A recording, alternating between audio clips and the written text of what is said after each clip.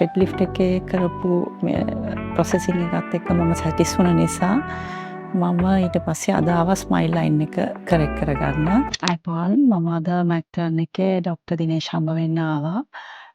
මීට කලින් මම ડોක්ටර්ගෙන් ට්‍රීට්මන්ට් එකක් කරා මගේ ත්‍රෙඩ් ලිෆ්ට් එකක්. මොකද මට ඕන වුණා මගේ ෆේස් එක පොඩ්ඩක් ලිෆ්ට් කරන්න. පොඩි ටයර්ඩ් ගතියක් එහෙම මගේ ෆේස් එකේ තිබුණා. එතකොට මට කොලජන් සිමියුලේට් කරලා මගේ ෆේස් එක පොඩ්ඩක් එන්හෑන්ස් කරගන්න ඕනකම තිබුණා. ඒ වෙලාවේදී ડોක්ටර් මට ට්‍රීට්මන්ට් එක කරා. ඉතින් මට සති 6කට පස්සේ මට ලොකු රිසල්ට් එකක් ආවා. ඒත් එක්කම මට ડોක්ටර් ගැන ලොකු කම්ෆර්ටබල් එකක් ඇති වුණා. ડોක්ටර් හොඳට මේ ට්‍රීට්මන්ට් එක කරපු නිසා. මුලින් ડોක්ටර් මට රෙකමන්ඩ් කරා ස්මයිල් ලයින් එකත්. හැබැයි මම අර රිසල්ට් එකක් බලලා කරගන්න ඕන නිසා මම ඒක කරේ නැහැ ඒ වෙලාවේ.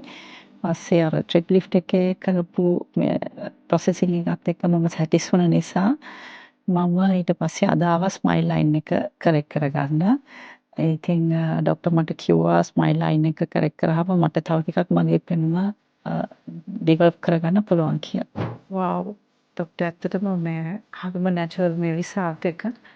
කොන්ෆිඩන්ට් එක 100% මට මේකෙන් ආෆ්ටර් මේව දකිද්දි